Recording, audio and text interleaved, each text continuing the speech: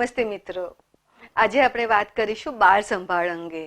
એક બાળકને દુનિયામાં લાવવું એટલે ખૂબ જ મોટી જવાબદારી છે. તે બાળકનો શારીરિક વિકાસ સારો થાય, માનસિક રીતે પણ તે આગળ વધે, ભાવનાત્મક રીતે પણ તે સલામતી અનુભવે અને તેના જીવનમાં ખૂબ જ સરસ રીતે આગળ જીવી શકે, તે દરેક મા બાપની જવાબદારી છે. તો દરેક મા બાપે પહેલાં તો સમજવું જોઈએ કે અમે મા બાપ બન્યા એટલે અમારે શું કાળજી લેવાની છે. તો નવજાત શિશુની જો કાળજીની વાત કરીએ તો જન્મ પછી તરત જ સ્તનપાન કરાવવું જોઈએ, તે તો આપણે સમજી જ ગયા છીએ, અને 6 મહિના સુધી ફક્ત સ્તનપાન જ કરાવવું જોઈએ. સાથે રાખવી જોઈએ સ્વચ્છતાની કાળજી, કારણ કે નાના બાળકોની આસપાસ જો સ્વચ્છતાની કાળજી ન રાખીએ અને તેને ચેપ લાગી જાય કે તકલીફ થઈ જાય તો ઘણું બધું જોખમ વધી શકે છે. એટલે બાળકને ગમે તે વ્યક્તિ ગંદા હાથે ન ઉંચકે, તેને ગમે ત્યાં તમે ન લઈ જાઓ તેવી પણ કાળજી લેવી જોઈએ. બાળકની એકવાર તપાસ પણ કરાવી લેવી જોઈએ જન્મ પછી, અને બધા જ રસીકરણ સમયસર કરાવવા જ જોઈએ. જન્મ પછી પણ તરત જ રસીકરણ થતું જ હોય છે.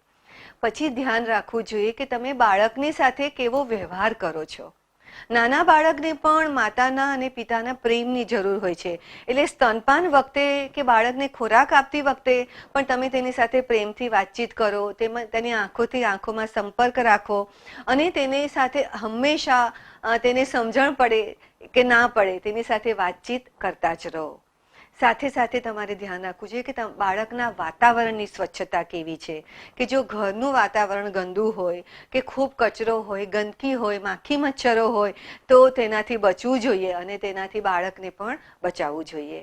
હવે ધ્યાન આવે છે પછી કે ઇમ્યુનાઇઝેશન, કે બાળકને સમયસર બધી જ રસીઓ મૂકવી જોઈએ.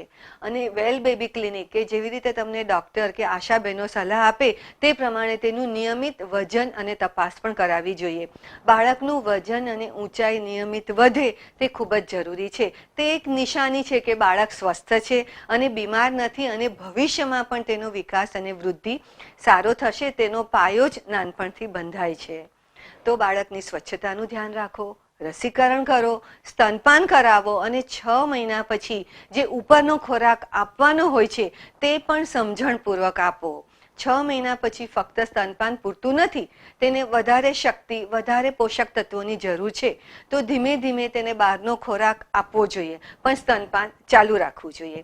બહારના ખોરાકમાં ઘરનો બનાવેલો ખોરાક, સ્વચ્છ રીતે બનાવેલો ખોરાક ખૂબ જ અગત્યનો છે. પછી ફળ ફળાદી છૂંદેલા હોય, ગાળેલા હોય, શાકભાજી બાફી અને તેનો રસ કરેલો હોય, કે ઘરમાં એકદમ પાતળી ખીચડી બનાવેલી હોય શરૂઆતમાં એ આપો, દૂધ આપો, દહીં આપો, પણ આ બધું સ્વચ્છતાનું ધ્યાન રાખીને આપો. અને દિવસમાં શરૂઆતમાં 2 વખત આપો, પછી 3 થી 4 વખત આપો, અને 2 વર્ષ સુધી સ્તનપાન ચાલુ રાખો અને પૂરતા પ્રમાણમાં સમતોલ અને સ્વચ્છ આહાર પણ આપતા રહો.